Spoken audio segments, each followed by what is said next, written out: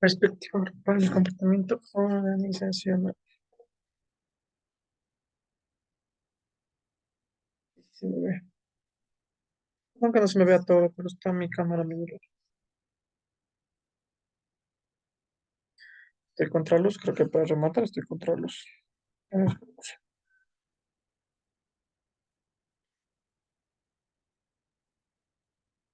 Ya. A ver, nos quedamos en la perspectiva individual del comportamiento organizacional, que fue lo que vimos las últimas semanas, pero ahora nos toca ver la perspectiva grupal del comportamiento organizacional. Después de perspectiva grupal del comportamiento organizacional, vamos a ver gerencia y liderazgo, estilos de liderazgo. De ahí sigue lo que les dije hace un momento, que era clima y cultura organizacional. Y por último, está lo que es inclusión laboral. Son los últimos temas que faltan para finalizar la materia de fundamentos del comportamiento humano con ustedes. Objetivos, bueno, los objetivos no me gusta quedar mucho en esto, ustedes pueden leerlos después, pero lo que queremos específicamente y en resumidas ocasiones es facilitarles a ustedes la comprensión y aplicación tanto de conceptos fundamentales, de lo que es un grupo, cómo incide el grupo en la organización, por medio de diferencias individuales, actitudes, motivación, diversidad, entre otros. Como objetivos específicos, lo que se quiere con esta clase, principalmente, es que ustedes puedan identificar y comprender sus propias habilidades, fortalezas y debilidades, reflexionar sobre cómo la personalidad de una persona, valga la redundancia, la personalidad de un individuo influye en el desempeño y adaptabilidad en entornos organizacionales y aprender cómo se toman decisiones y su impacto de estas decisiones que se toman en las organizaciones a través de identificación de tipos de decisiones organizacionales. Conceptos previos que hay que tener antes de comenzar con la clase de perspectiva grupal, como su nombre mismo le dice, grupal, hay que tener claro la definición de grupo. Entonces, hay el autor que un poco abarca sí, algunas características específicas dentro de la definición de grupo, es Lewin. Ay, ¿qué me escribió? Que ni no le escucho nada. Los demás me escuchan. Sí, profe. Se le escucha bien, profe. Y ni pongas audífonos. O pegue la cabeza así el esto. Entonces, el autor que abarca ciertas características específicas dentro de lo que es definición de grupos, uno de ellos es Lewin. Lewin considera que, o define al grupo como un todo dinámico. ¿Qué se llama esto? Define al grupo como un todo dinámico que se caracteriza porque existe interdependencia de sus miembros, porque esto también ya les hablé en algunas clases. Para Lewin, considera que un grupo no solo se une o se caracteriza o se diferencia por su similitud, sino más bien por la interdependencia de sus miembros, que a la hora de agruparse persiguen un mismo fin. Voy a ponerme acá porque se está moviendo esta computadora. Los padres no comprenden lo que estoy haciendo porque si me pongo en el escritorio se me va la señal. Ahí sí no creo que se mueva. Cuando hablamos de interdependencia, o sea, interdependencia interna entre los miembros, es el concepto específico de interdependencia. Se ve así.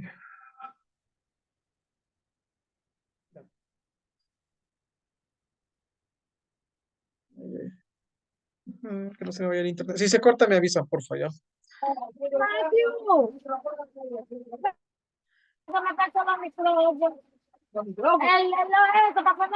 Kenny, Kenny, ¿qué le pasa? ¿Se metió el agua a su casa? Creo que algo le pasó a la compañera. Estoy gritando peleando, no sé con quién, pero está peleando con él. Bueno, sigamos nosotros. El grupo. Primero, hay un autor que es Turner, que en el año de 1984, él como tal define al grupo como un conjunto de miembros que comparten una misma identidad social, donde sus miembros se perciben como una categoría social. El término de grupo también es expuesto por autores como Baron y Bryan. Yo les amo a Baron y Bryan.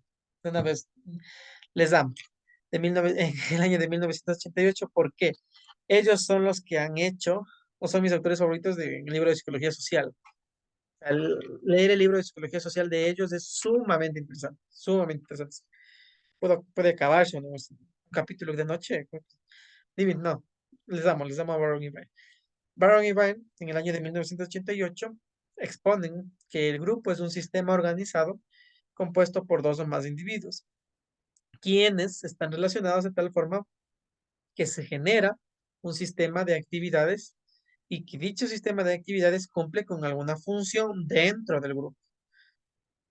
Por ende, el grupo como tal cuenta con un conjunto determinado de relaciones de roles entre sus miembros, porque cada rol desempeña cierta actividad. O sea, cada miembro del grupo va a tener un rol y va a desempeñar cierta actividad dentro del grupo. Y asimismo, como existe un grupo está formado por algunas personas y existen ciertos roles, posee, por ende, por consiguiente y por añadidura, un conjunto de normas que le van a regular o que se van a regular en función del grupo y de cada miembro del grupo. Para Gordon, en el año 2001, Gordon indica que para que podamos llamar a un grupo a un conjunto de personas, se deben satisfacer los siguientes criterios. No puede, o sea, un grupo no puede formarse así de la nada.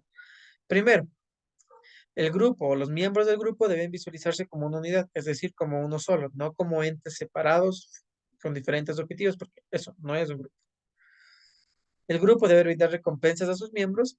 Cualquier cosa sucedida a un miembro del grupo les afecta a todos y que los miembros deben compartir una meta en común. Características que tiene un grupo. Existen ciertas concepciones vistas sobre lo que es un grupo. Sin embargo, aquí les he traído cinco, pero no hay más, pero las cinco principales para poder identificar a un grupo. Es muy fácil, todos lo hemos hecho. Por ejemplo, un grupo está formado por dos o más personas.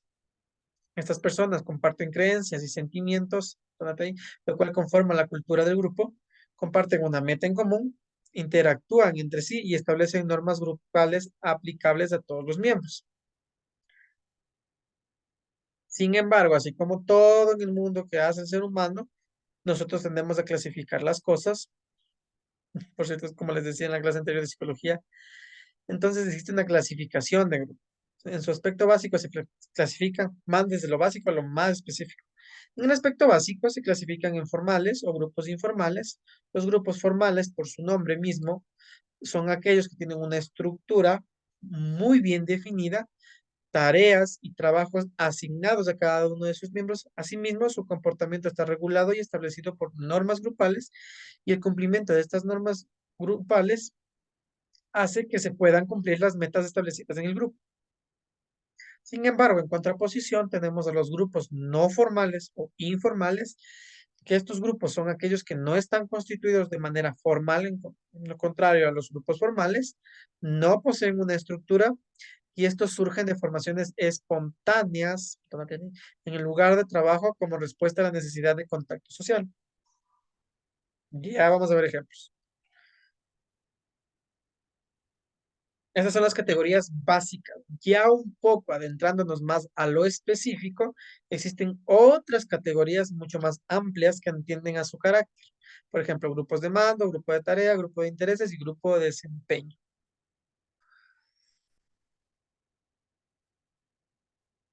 Acá está, grupo de mando. El grupo de mando se fundamenta en el organigrama de la empresa. Está compuesto por personas que reportan directamente al gerente asignado. Ejemplo de esto son los supervisores de un almacén que le reportan al gerente de producción y logística del almacén. Ese es un grupo de mando, de los jefecitos. Grupo de tareas. El grupo de tareas está compuesto por personas que trabajan juntas para realizar una tarea o bien sus deberes. Esto se puede visualizar en un departamento o bien en la conformación de grupos de alumnos para realizar proyectos o trabajos de investigación. Lo que les hago a ustedes. Eso es lo que les mando a hacer trabajos en grupos, es un grupo de tareas. O sea, está compuesto por ustedes con el objetivo de finalizar la tarea. El grupo de intereses. El grupo de intereses son aquellos que persiguen un beneficio en particular, por ejemplo, dar apoyo al trabajo de un colega para obtener un bono adicional de manera grupal. Lo que pasó, un grupo de interés, un buen ejemplo de grupo de intereses es lo que pasaba en mi empresa cuando empezaron a implementar el nuevo sistema de nómina de cálculo de nómina, si no estoy mal, en ese ejemplo específico, la asistente de nómina, la asistente de contabilidad, y la asistente, no, la otra no es asistente, no, es analista. La analista es un poquito más, está en nivel jerárquico, está un poquito más alto que la asistente. Entonces las tres se ayudaban entre ellas porque tenían que aprender el nuevo sistema y así la una le daba apoyo a la otra y al final les dieron un bono de manera grupal, de $1,000 a cada uno, si no estoy mal. Yo contando aquí cuánto ganaba. No, esa empresa era súper buena, siempre les recompensaban súper bien. Bueno, grupos amistosos. Los grupos amistosos se caracterizan por alianzas sociales y surgen por afinidades de sus valores, intereses, gustos y maneras de pensar. Estos se desarrollan generalmente fuera del área de trabajo. Sin embargo, el área de trabajo la desventaja de los grupos amistosos es que cuando estos se producen dentro del área de trabajo y fuera del área de trabajo existe un problema, la mayor parte de trabajadores solemos traer problemas. Me incluyo porque no es que soy perfecto y no es que nadie lo es, todos nos ha pasado. Sin embargo, por eso todo el tiempo nos entrenamos en inteligencia emocional y vamos madurando. Entonces, cuando hay problemas en los grupos amistosos fuera del trabajo y se trae eso al trabajo, me produce cambios en mi clima organizacional. Entonces hay que tener mucho cuidado cuando se crean estos grupos dentro del trabajo o interfieren grupos de fuera del trabajo en el trabajo. Razones porque las personas se reúnen en grupos. Yo creo que les dije esto. Yo les dije esto. Chicos, ya les dije esto. Creo que sí. Estoy repitiendo lo mismo. Parece que sí, eso ya nos dio. Y parece que esto ya les di. Parece que me quedé en el de acá. Sí. Factores de semillero. No, este ya les di. Me acordé por la foto. Porque dije, esto yo puse Ujú. que ahí hice la separación. Factores que afectan el desempeño del grupo.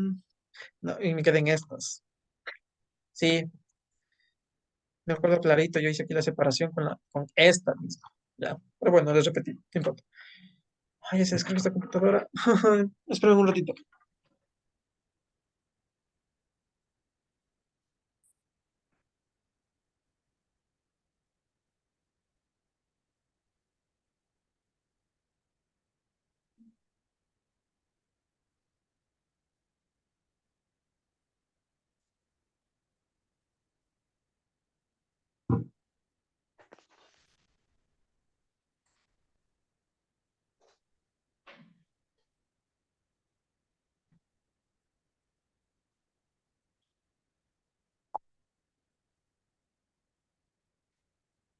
Qué chistosos ustedes. Alguien les puede repetir lo mismo y estarles diciendo, ¿saben qué? El cielo es azul y ustedes no me dicen nada. Sean proactivos, digan, no, vea, eso ya nos dio. O no me parece que sea así. Ya, aquí sí es verdad. Este sí es. Hice la división con este. Ya, alguien me escribió. No acuerdo. Les juro que la memoria, al menos mi memoria cuando es trabajo es sumamente frágil. Sí, por eso me trato de anotar, les di hasta acá o me quedé aquí o no sé qué, porque me olvido y a veces repito las mismas cosas. Ya, factores que afectan el desempeño del grupo. Algunos factores que afectan el desempeño del grupo son la cohesión grupal, que es el grado de unión que presentan los miembros dentro de un grupo a fin de lograr una meta de equipo. Cuando no existe una buena cohesión grupal, ¿qué estrés? Aquí falta una tilde. Pero bueno, cuando no existe una buena cohesión grupal, el grupo es menos productivo y es lo que les puse abajo. Cuando un grupo tiene mayor cohesión, es más productivo y eficiente. ¿Cuáles son las desventajas? En el desempeño laboral puede ser una desventaja, pues cuando los empleados son muy cohesivos o son muy unidos, tienden a olvidarse de las metas de la empresa. Entonces es una desventaja para la empresa como tal. Y muchas veces se vuelcan en sus mismos intereses y así dificultan las metas organizacionales. Por eso es una desventaja, según los libros de comportamiento organizacional. Los miembros del grupo podrán seguir más las normas de su grupo que velar por los estatutos de la empresa, cuando hay mucha cohesión grupal. O sea, se fijan más en lo que hay por su grupo que en los estatutos de la empresa. Mm. Otro factor que afecta es la heterogeneidad en los grupos, que está referida no solo a diferencias demográficas como edad, género y raza, sino también comprende aspectos de personalidad, actitudes, valores y competencias. Es decir, que a mayor diversidad entre los miembros, menos eficaz serán los aspectos de la comunicación, lo cual lleva a distorsiones en el mensaje, malentendidos y faltas de coordinación. Un ejemplo de eso pasa cuando uno trabaja, por ejemplo, las personas adultas con personas jóvenes. Existe diferencia. Entonces, cuando hay mayor diversidad entre los miembros, es menos eficaz la comunicación, porque a veces no por temas ya generacionales, que incluso intervienen directamente. O sea, y hay casos en estos que la mayor parte de gerentes, como ya son mayores, la mayoría tienen una tendencia reacia, no todos, a mantener o a pedir opinión de personas jóvenes, porque consideran que los jóvenes solo son considerados revolucionarios, que no saben nada, que no pueden manejar. Existen pensamientos así, así como también existen gerentes que en cambio son súper abiertos a opiniones de personas nuevas, de personas jóvenes. Hay otros que no, por ejemplo, incluso por el lenguaje coloquial que manejan los jóvenes en comparación con las personas adultas, la adultez media con adultez emergente, eso es muy diferente, tanto psicológicamente como socialmente. Una mayor diversidad en los grupos ocasionará que se formen subgrupos compuestos por aquellos miembros que tienen características comunes provocando fragmentación, que es lo que más o menos pasaba en la empresa en la que trabajé. O sea, cuando había más cohesión entre ciertas personas, ellos hacían su mini grupo dentro del gran grupo, del magno grupo. Entonces, y se va generando ahí disruptiva en el clima. El que se ve afectado siempre en esos casos es el clima organizacional. Los grupos homogéneos suelen tener más cohesión y mayor rendimiento para la consecución de metas. Es decir, los grupos homogéneos son los que comparten similitudes de creencias, personalidad afines, etc. Rendimiento grupal. El rendimiento grupal es un factor que afecta a los miembros del grupo porque está vinculado con sus capacidades y habilidades, pero también con su disposición de hacer las cosas. Es decir, que algo depende, el rendimiento grupal es algo que de algún modo está bajo relación de dependencia de la actitud individual y de la actitud de cada miembro. Mi rendimiento grupal va a depender, se va a dar en consecuencia de mi actitud con respecto a mi trabajo y con la actitud de mis compañeros de trabajo. En resumidas cuentas. La estabilidad del grupo. Bell en el año de 2015 nos dice que los grupos cuyos miembros permanecen más cohesivos y tienen un mejor desempeño tienen menor rotación de sus miembros. Es decir, los grupos cuyos miembros permanecen más unidos y se desempeñan mejor tienen menor rotación. ¿Por qué? Porque,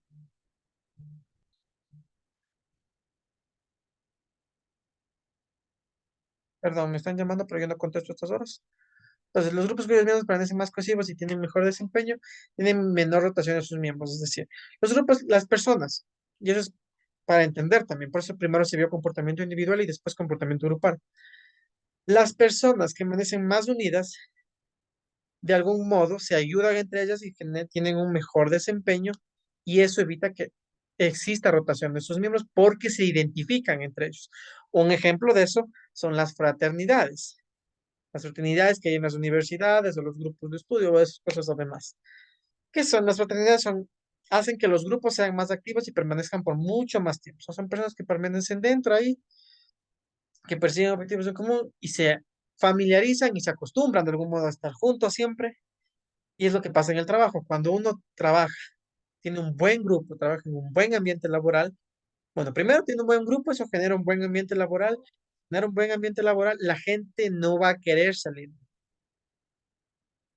Incluso a veces eso vale más que el sueldo. Si las personas se sienten tan cómodas en un lugar que no deciden irse por el buen ambiente laboral, porque se llevan bien con sus compañeros de trabajo y por eso existe menos rotación de personal. O sea, el grupo es más estable, es lo que les quiero decir.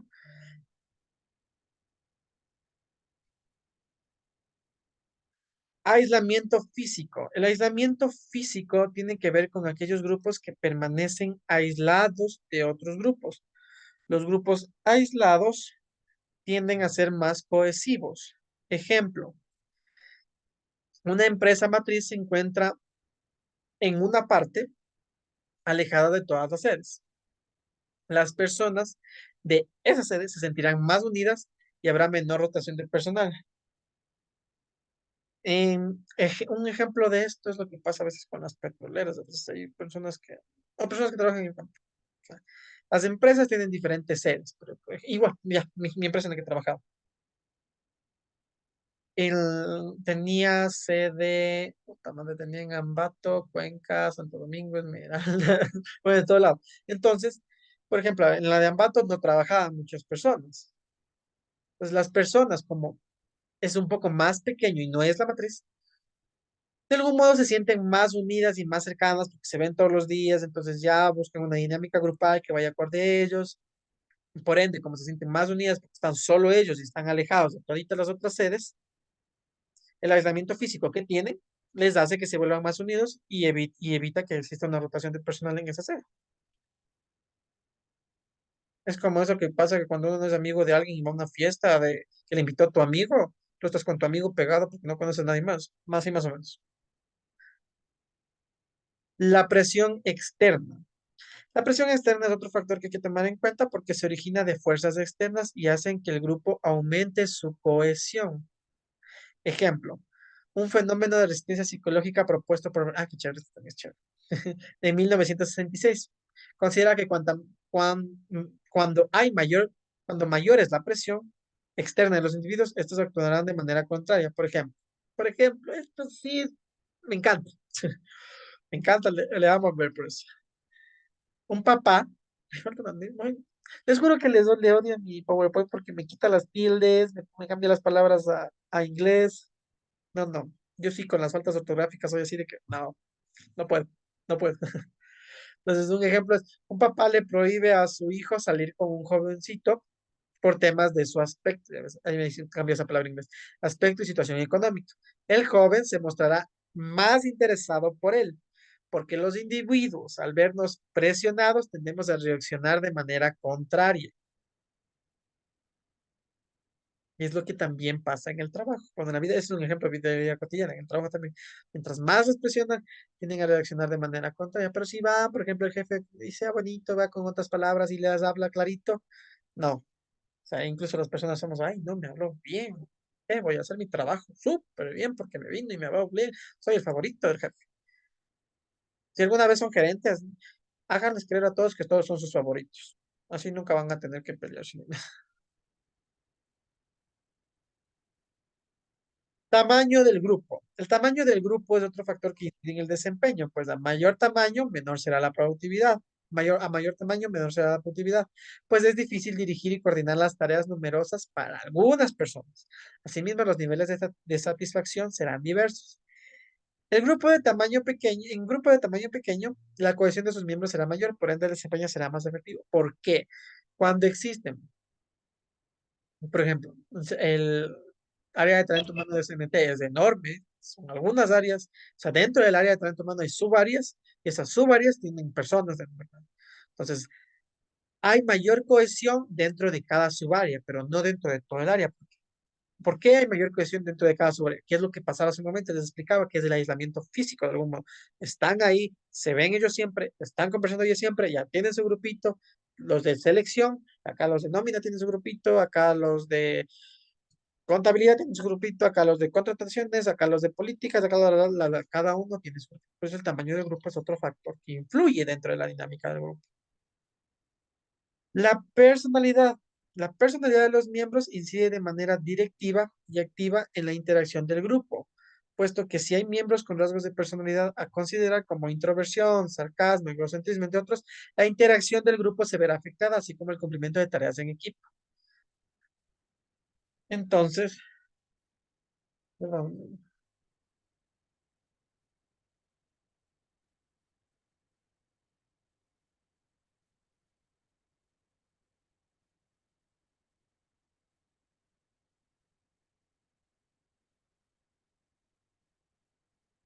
No.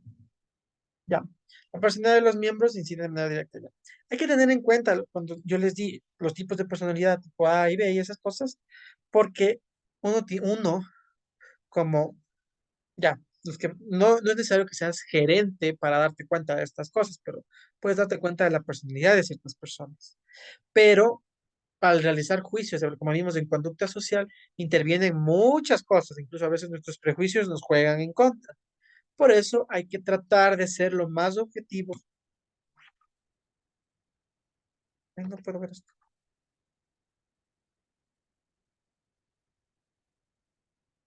Ay, se cambió.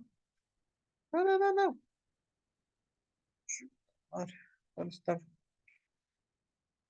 Ujú. ¿Por qué estoy moviendo la flecha de acá, computadora? No, estoy moviendo. A ver, si muevo la de acá. Ya. No, no, no. Ya. Esto sí.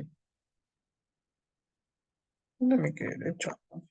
No, no, no, no. Ay, ya me quedé. Perdón, se está moviendo. No sé, me computaron de rato. Bueno, hay que ser muy objetivos en estos casos porque eh, eso digo, a veces nuestros prejuicios nos juegan en contra y tenemos que identificar, o sea, pues, incluso si somos gerentes o jefes de área, tenemos que identificar esto, cómo es la personalidad de cada uno de mis miembros, incluso eso va a servirme hasta para las tareas que yo le puedo delegar a cada uno de mis miembros.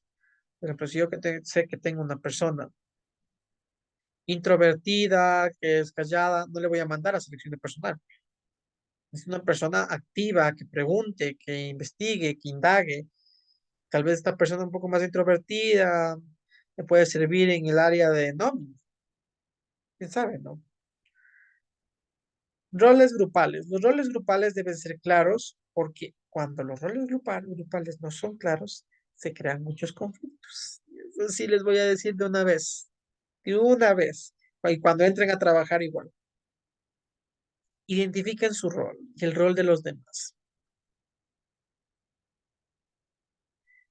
Hay que evitar conflictos cuando existe la duplicidad de roles. Y es lo que, por ejemplo, pasa en mi actual trabajo, en lo que la directora es, mm, es la directora, pero la señora de contabilidad como que también pertenece al directorio, sin embargo, y como que las dos dan órdenes, una cosa, otra cosa, entonces se generan problemas en comunicación. Entonces, por eso uno tiene que identificar muy bien los roles grupales propios y de los demás. Entonces, los roles grupales están orientados a dos categorías, que son a la tarea y orientados a lo social. Los roles orientados a la tarea son los que o permiten que los miembros ofrezcan nuevas ideas, coordinen actividades y busquen información. Los roles orientados a la tarea ayudan a la consecución de objetivos o metas grupales. En contraposición, los roles orientados a lo social promueven la cohesión y participación del grupo. Y por último, el rol individual. El rol individual obstaculiza las actividades del grupo y su interacción, pues la persona se enfoca en llamar la atención hacia sí mismo y evita la interacción grupal bajando la productividad. Hay que tener en cuenta eso, por ejemplo, hay personas que son, por ejemplo, que consideran que lo más importante para ellos es su rol, o sea, lo que solo lo que ellos hacen, cómo lo hacen, y no importan los roles de las demás personas. Así que hay que tener mucho cuidado en eso. Pensamiento grupal. El pensamiento grupal es otro factor que la verdad me gusta mencionar porque consiste en seguir un plan o idea que a pesar de tener la información contraria a cómo saldrá, los miembros del grupo lo asumen y actúan en consecuencia de esta, trayendo fracaso al grupo. El pensamiento grupal suele ocurrir por diversas razones. Primero, cuando el grupo es cohesivo, cuando no tienen asesoría de expertos externos, cuando tiene ilusión de que el grupo es infalible o invulnerable y se cree moralmente que el grupo se cree moralmente superior a sus adversarios, está bajo una presión para pensar de manera objetiva y tienen un líder que promueve la solución favorecida por él. O sea, el pensamiento grupal es algo que afecta la dinámica dentro de la organización. Si el grupo es muy cohesivo, las personas piensan que, ay, no, mi jefe tiene la razón y el otro jefe de marketing digital no tiene la razón porque él es marketing digital y quién sabe, el de marketing digital tuvo la razón y el jefe que en cambio de talento humano no tuvo la razón. Pero los miembros del grupo, como tienen son tan cohesivos que no les han asesorado toma de decisiones, de inteligencia emocional, en algunas otras partes, tienen ilusión de que su grupo es infalible, ¿por qué? Y es invulnerable porque su jefe ha solucionado muchas cosas y lo va a hacer, pero no. ¿Y lo va a hacer, seguir haciendo toda la vida? No. Ellos sí, y ellos son, y sí, de algún modo es interesante conocer cómo, o sea, las personas se hacen tan cohesivas en grupo para pensar por el grupo, pero no, a veces el pensamiento grupal ciega la toma de decisiones. No todo pensamiento grupal, pero hay que identificar partes del pensamiento grupal. Modelos de etapas de grupos permanentes. Este creo que era etapa de normalización. Este era largo. Terminación, primera prioridad, luego identidad, conflicto de rol, tercera prioridad, cuarta prioridad, equipos de... Ya. Entonces, espero acabar. Espero acabar. Ya, el modelo de etapas de grupos permanentes es un modelo propuesto por Tugman y Mary Ann en el año de 1977. Ellos consideran que los grupos pasan como tal por 5 etapas, que son la etapa de formación, tormenta, normalización, desempeño y por último la determinación. En la etapa de formación, bueno, primero es una preetapa donde todos están ahí dispersos, de aquí para acá, y de ahí la etapa de formación. La etapa de formación se caracteriza por una gran incertidumbre sobre el propósito, estructura y estilo de liderazgo del grupo. Los miembros determinan qué comportamientos serán o no aceptables. Esta fase finaliza cuando los miembros ya se consideran parte del grupo. Están formando primero. La etapa de tormenta se caracteriza por el conflicto sobre el control del grupo. Cuando esta etapa termina hay una clara jerarquía y estilo de liderazgo dentro del grupo. La etapa de tormenta es cuando, no, yo por qué te tengo que hacer caso a ti si no hemos escogido quién es aquí el jefe. Entonces, ya cuando hay liderazgo, ya cuando hay una jerarquía específica, conocida por todos, se acabó la etapa de tormenta. La etapa de normalización. La etapa de normalización se caracteriza porque en esta etapa ocurre la solidificación de la cohesión del grupo y su estructura. En esta fase, los miembros desarrollan relaciones cercanas y demuestran su unidad. Hay un estilo de identidad y camaradería del grupo, se tiene claro el comportamiento correcto de esos miembros. O sea, ya el grupo aquí está solamente normalizado dentro de su dinámica, ya están más cohesivos, conocen su estructura, tienen una identidad en general, todos. Ya se da esto de la camaradería, de que te molesto, de que fulanita de tal, de que aquí, que acá, que acá, que acá. Tienen claro el comportamiento correcto de sus miembros, cómo deben comportarse, cuáles son las normas y demás. La etapa de desempeño. La etapa de desempeño en contraposición y a diferencia de las otras se caracteriza por llevar a cabo las tareas y objetivos propuestos. En esta fase ya se conoce y se acepta la estructura propuesta del grupo. Aquí ya se lleva a cabo la acción del grupo para la obtención de las metas. Aquí ya sabe el grupo, o sea, ya sabe qué tareas hay que llevar a cabo, cuáles son los objetivos que nos hemos propuesto, y ya sé qué estructura tiene mi grupo, ya me comienzo a accionar para obtener resultados a partir de mis metas propuestas. La etapa de terminación es la última etapa. Aquí en la etapa de terminación, los grupos de trabajos permanentes, como comités, equipos, fuerza de tarea, entre otros, su etapa final, en estos grupos, comités, equipos, fuerza de tarea y otros grupos más, su etapa final es la anterior, la de desempeño.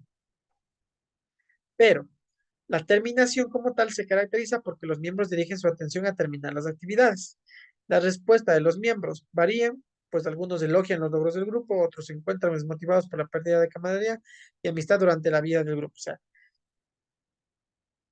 en equipos de comités, como decir, fuerza de tarea, entre otros, de trabajo, su etapa final es el de desempeño. La etapa de terminación se da cuando ya se está por disolver el grupo. O sea, que se acabó esto, estábamos por esta meta en específico, se logró. Entonces, algunos elogian los logros que hizo el grupo, sabes que sí, como grupo hicimos, esto de aquí, esto de acá. Otros se encuentran tristes o desmotivados porque si ya no va a haber esta camaradería de estar molestándose, esta amistad, lo que hubo durante la vida del grupo. Entonces, depende por el tipo de grupo. Y aquí está graficado cómo funciona. Si la preetapa, donde todos están aquí, perdidos aquí. La etapa de formación, que ya todos están aquí formados dentro del grupo. La etapa de tormenta, que no saben quién se dirige a quién, y esta se acaba cuando ya todos saben quién es su líder.